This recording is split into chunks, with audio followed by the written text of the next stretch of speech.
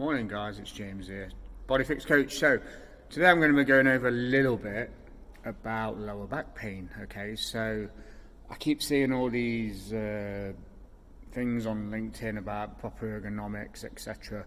They're going to help you fix your pain, which ergonomics are always great to help people with work, of course.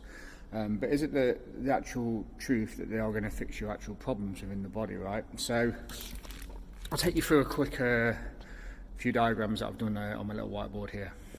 Okie pokey. So this is my little guy here. So this is obviously going to be a head. This is the spine. This is the pelvis area, the legs and the feet. Okay. So usually when we talk about lower back pain, we can have a look at the first thing. Obviously, it's called a lower cross syndrome. Okay. So in the pelvis, we've got 4 separate areas, right, that control this pelvis and movement to stay in alignment, and I've put a little bonus on here which we'll talk about in a second. So the 4 areas which control the pelvis for stability, keeping it in line, are the lumbar erectors, so all those muscles around your lumbar spine, your rectus abdominis and your core muscles, the hip flexors, in particular the rectus femoris and the iliopsoas hip flexors. There's about 5 different hip flexors, but they're the key ones for this.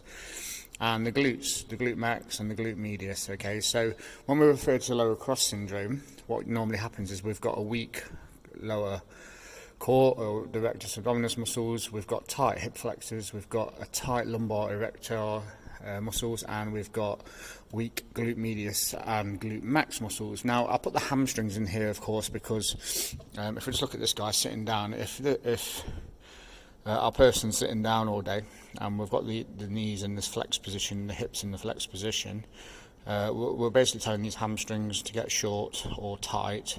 Calves are going to get short and tight because they're not in the full range of motion.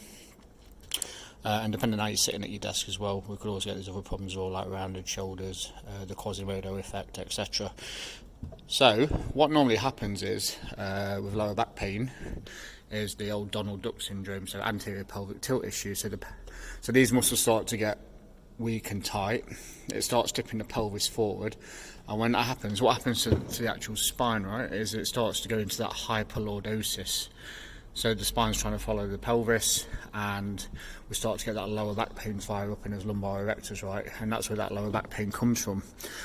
The opposite way is Mr. Pink Panther, so the pelvis tips backwards, and you'll see Pink Panthers because they usually follow with that kyphosis of the spine, the butt is tucked under, so Pink Panthers are usually just a straight line down and you won't see any visible bum. Now Donald Duck, his bum usually sticks out like this, okay, and he's got that lower back pain.